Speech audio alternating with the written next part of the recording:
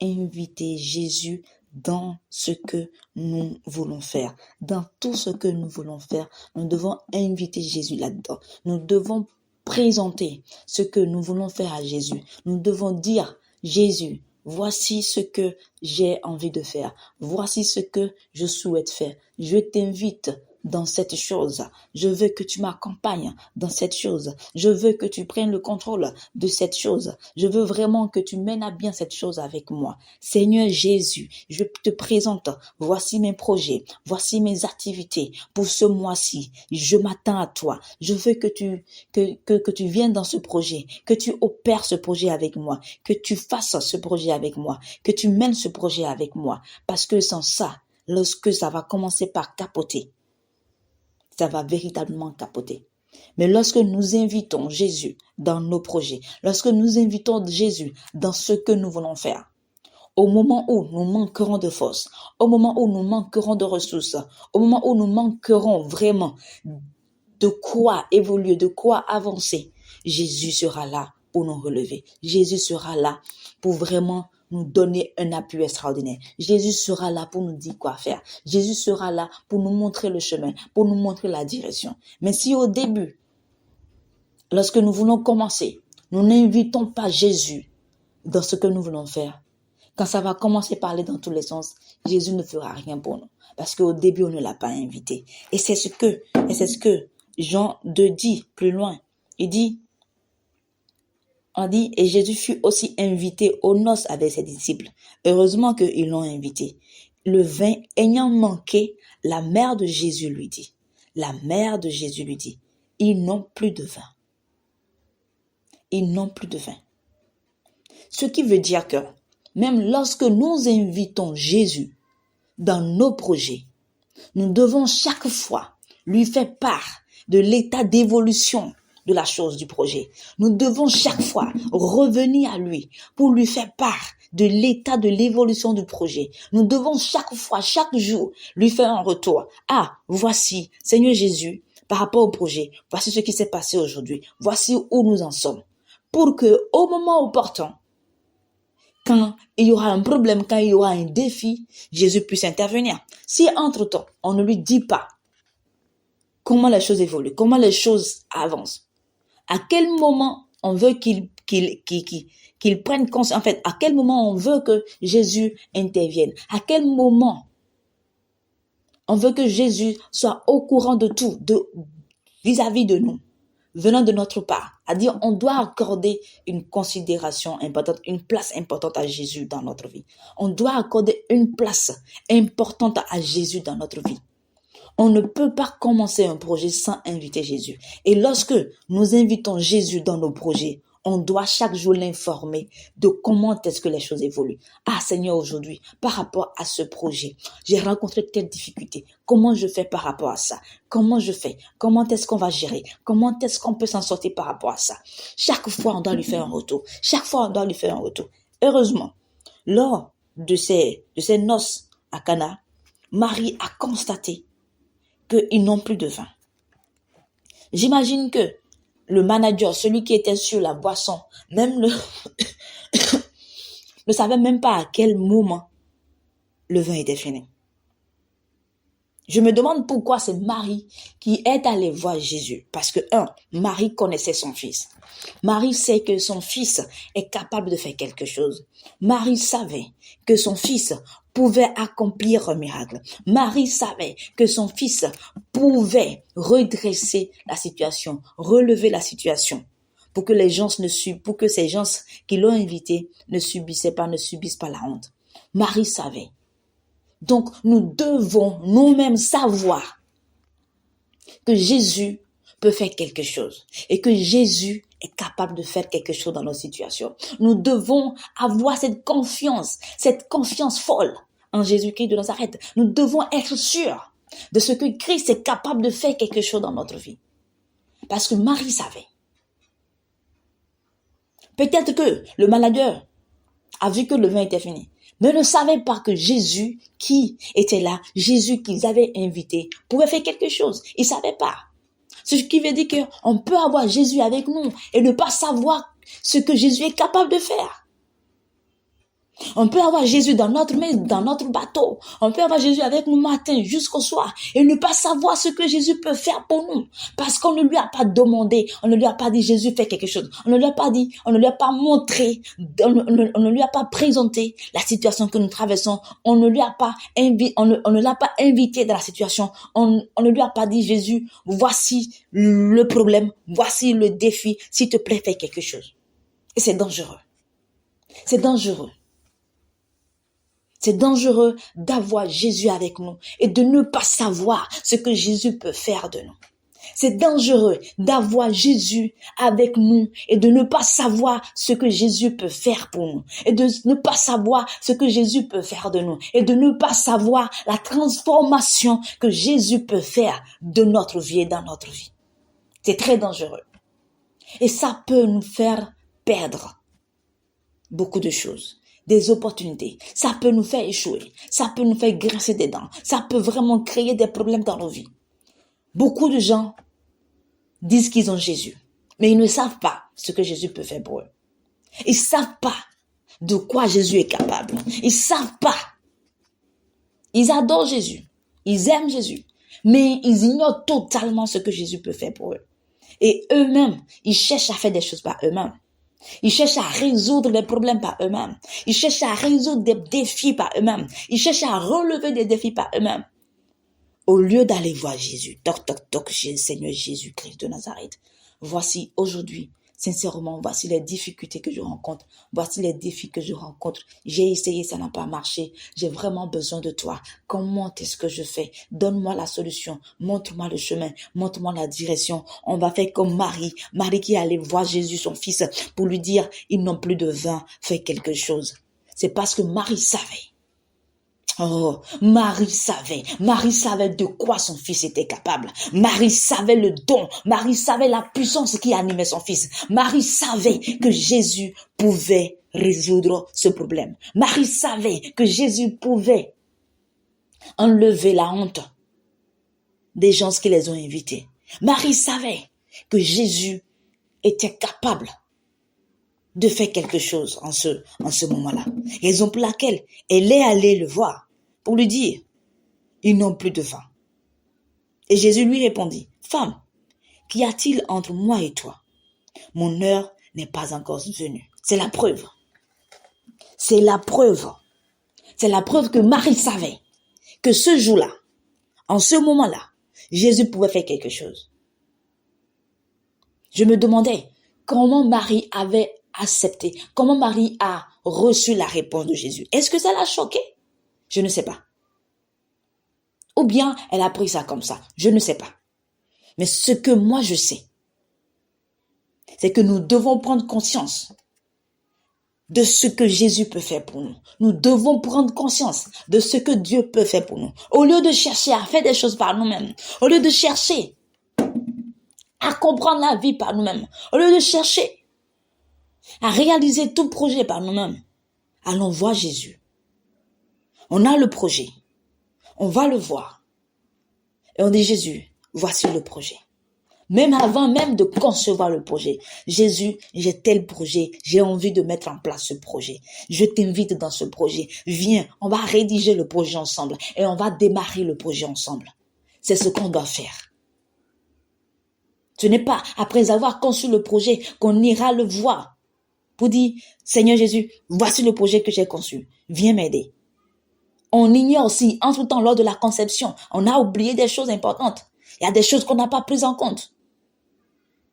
Ce qui fait que, pour ne pas oublier des choses, pour ne pas passer à côté des choses, que lui seul il voit, et il sait que ça là c'est important, on doit mettre ça dans le projet. On doit d'abord aller le voir. Aller voir Jésus pour dire, Jésus, hey, mon époux, mon grand frère, mon père, mon papa, il y a quelque chose qui se passe dans ma tête. J'ai envie de mettre en place ce projet et je veux le rédiger. Inspire-moi par ton esprit pour que le projet soit rédigé. Et pour que le projet soit mis en place, je veux vraiment que tu sois là. Parce que je sais que tu es capable de tout. Je sais que tu es capable de mener ce projet jusqu'au bout. Et je veux que tu aies une place importante dans ce projet. Et je t'accorde cette place, la première place. Sois le commandant de ce projet. et dirige ce projet. Moi, je suis là pour exécuter. Je suis à l'exécution. Tu donnes des ordres, j'exécute. Tu donnes des ordres, j'exécute. Je ne sais pas si vous me comprenez. Nous ne devons pas exclure Jésus de notre vie. Nous ne devons pas exclure Jésus de nos projets. Nous ne devons pas exclure Jésus de nos activités. Nous ne devons pas exclure Jésus de nos vies. Non. Jésus doit faire partie intégrale de nos vies. Jésus doit faire partie Jésus doit être Jésus doit être le centre, le noyau de nos projets. Le premier, le milieu et le dernier. Il doit faire partie de tout le process, de la rédaction jusqu'à son accomplissement. Nous devons savoir ce que Jésus est capable de faire. Sinon, on aura Jésus dans nos vies et on va passer à côté. On aura Jésus dans nos vies sans savoir de quoi Jésus est capable. On aura Jésus dans nos vies sans savoir que Jésus peut transformer l'eau en vin. On aura Jésus dans nos vies sans savoir que Jésus peut transformer cette pierre en nourriture. On aura Jésus dans nos vies sans savoir que Jésus peut nous délivrer.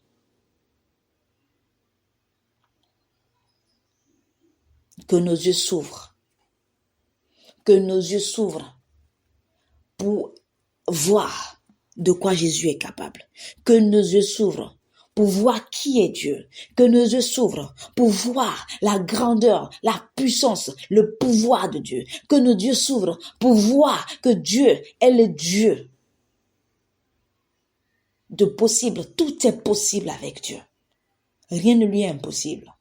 Nous devons savoir ça et toujours l'appeler, toujours l'inviter dans tout ce que nous faisons. Et pour aller plus loin, c'est là que ça devient intéressant. Malgré le fait que Jésus a répondu à sa mère, « Femme », Jésus n'a même pas dit « mère », il a dit « femme ». Qu'y a-t-il entre moi et toi? Mon heure n'est pas encore venue. C'est-à-dire que quelque part, il y a un principe d'attente. Quelque part, si c'est pas le moment de faire quelque chose, ne le fais pas, tu attends. Mais dans cette attente, tu dois te préparer. Dans cette attente, pendant que tu attends, tu prépares, tu mets en place les vases, tu mets en place les éléments qu'il faut. Et au moment d'agir, Dieu va agir. Au moment d'agir, Dieu va te dire fais. Et là, ce sera facile pour toi de commencer par agir. Parce qu'en temps, tu as préparé. Parce qu'en temps, tu as mis en place les vases. Parce qu'en temps, tu t'es formé. En temps, tu as appris une nouvelle langue. En temps, tu as économisé pour poursuivre tes études, pour avoir un master, pour avoir un doctorat. Parce que entre-temps, tu as fait le nécessaire pour que, quand l'heure de Dieu va sonner, Dieu puisse vraiment te prendre et t'élever. C'est là que le principe d'attente, la loi d'attente devient intéressante. Quand on dit « Attends, l'heure de Dieu n'a pas encore sonné », on ne t'a pas dit d'attendre et de ne rien faire. Non. Alors, Marie a dit au serviteur, « Faites ce qu'il vous dira. » Faites ce qu'il vous dira. Or, il y avait là 6 vases de pierre destinés aux purifications des Juifs et contenant chacun 2 ou 3 mesures. Et Jésus leur dit, remplissez d'eau ces vases. Et ils les remplirent jusqu'au bord. Les vases. Les vases. S'il n'y avait pas ces vases-là qui étaient là, si ces vases n'étaient pas là, qu'est-ce qui allait se passer? Si ces vases n'étaient pas là, je me demande qu'est-ce qui allait se passer. C'est-à-dire, s'il n'y avait pas ces vases, s'il n'y avait pas ces choses, s'il n'y avait pas ces vases-là que Jésus pouvait utiliser pour faire ce miracle-là, qu'est-ce qui allait se passer? Donc, si dans ta vie, il n'y a pas des choses que Jésus peut utiliser pour t'élever, qu'est-ce qui va se passer? Si dans ta vie, il n'y a pas des choses que Dieu va utiliser pour t'élever, s'il n'y a pas des choses que Jésus va utiliser pour ta prospérité, et s'il n'y a pas dans ta vie des choses que Dieu va utiliser pour ta réussite, pour ton succès, qu'est-ce qui va se passer? Ah, mon frère, ma soeur, tu dois te préparer. Pendant la période de ton attente, pendant que tu attends, tu dois te préparer. Tu dois te former. Tu dois apprendre de nouvelles langues. Tu dois vraiment te préparer. Si tu veux suivre des études, tu dois suivre des études. Si tu veux avoir un doctorat, je ne sais pas, en quelque chose, va et aie ce doctorat.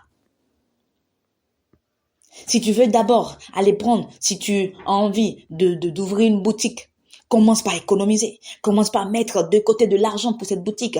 Commence maintenant par faire des recherches pour voir où est-ce que tu peux prendre cette boutique. Commence par prier pour que Jésus te montre où est-ce que tu peux prendre cette boutique. Dans quel quartier, dans quel village, dans quelle ville tu peux prendre cette boutique. Commence par préparer. La préparation. Mets en place les choses. Dispose les vases devant lui. Et, Seigneur Jésus, c'est vrai que je t'ai demandé telle chose. Seigneur Jésus, c'est vrai que je t'ai dit que je veux accomplir ce projet.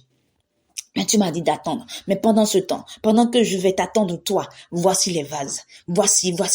Je sais que pour accomplir ce projet, il me faut vraiment que je suive telle formation. Donc, je vais économiser pour suivre la formation. En attendant, je vais commencer par faire ceci en attendant. Je vais commencer par faire ceci en attendant. Donc, on doit tout faire.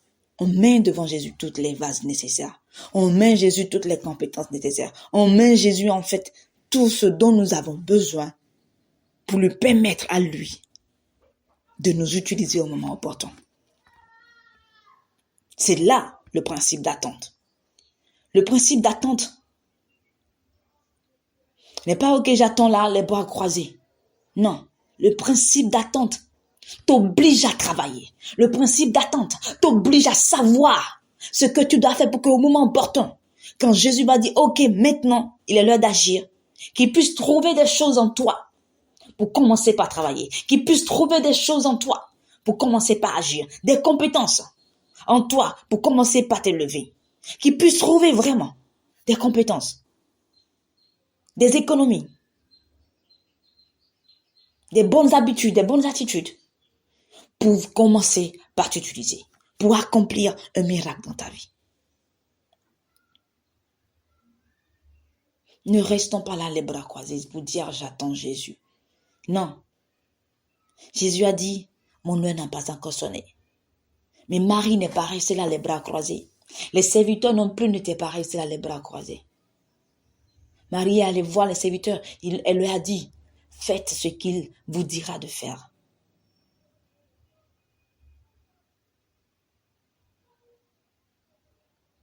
Et les vases étaient là. Ces vases étaient le signe du fait que nous devons nous préparer. Nous devons nous préparer. Pendant que nous attendons l'heure de Dieu pour l'élévation, nous devons nous préparer. Nous devons avoir dans nos vies des vases vides que Jésus va remplir. Nous devons avoir dans nos vies des vases vides, des compétences que Dieu va utiliser, des savoir-faire, des connaissances que Dieu va utiliser pour nous élever. Oh my God. Seigneur, que ces paroles travaillent dans nos cœurs. Que ces paroles travaillent dans nos cœurs. Que ces paroles nous fassent lever. Que ces paroles nous fassent agir. Que ces paroles nous transpercent. Que ces paroles nous touchent. Que ces paroles nous amènent véritablement, Seigneur, à bouger nos fesses, à bouger nos pieds, à bouger nos méninges, à réfléchir et à dire, voici, Seigneur, le projet. Tout à l'heure, je disais que je veux louer une boutique, que je veux transformer en boutique. Ok, qu'est-ce que je fais? Moi-même, qu'est-ce que je fais? Quelle préparation je fais? Est-ce que j'ai déjà commencé par mettre de côté l'argent? Est-ce que j'ai déjà commencé par chercher un endroit où je peux avoir cette boutique? Ah ouais. Je dois mettre devant toi les vases que tu vas remplir. Pour qu'au moment opportun d'avoir cette boutique qui soit transformée en boutique, en bureau, tu puisses me donner cela. Tu puisses vraiment remplir ces vases en abondance. Oh Seigneur, Seigneur, Seigneur. Seigneur, que ces paroles nous touchent, que ces paroles travaillent en nous, que nous prenons véritablement conscience en fait de ces principes, de ces codes, pour maîtriser la vie, pour évoluer dans la vie, pour réussir avec toi et pour te laisser agir de manière puissante dans nos vies. Effectivement, seule la parole change, seule la parole transforme. Lorsque nous comprenons et lorsque nous acceptons la révélation et que nous laissons la parole nous toucher, elle nous transforme parce que nous comprenons les codes, parce que nous comprenons les principes. Merci Seigneur pour cette parole. Merci Seigneur pour cette révélation. Merci Seigneur de nous ouvrir les yeux au quotidien. Merci Seigneur de nous ouvrir les yeux. Alléluia. À partir d'aujourd'hui, Seigneur, je vais chaque fois t'inviter dans ma vie. Chaque fois t'inviter dans tout ce que je veux faire. Pour que tu m'inspires, pour que tu me guides, pour que tu me diriges, pour que tu me montres le chemin. Pour que tu remplisses les vases que je vais déposer devant toi. Alléluia.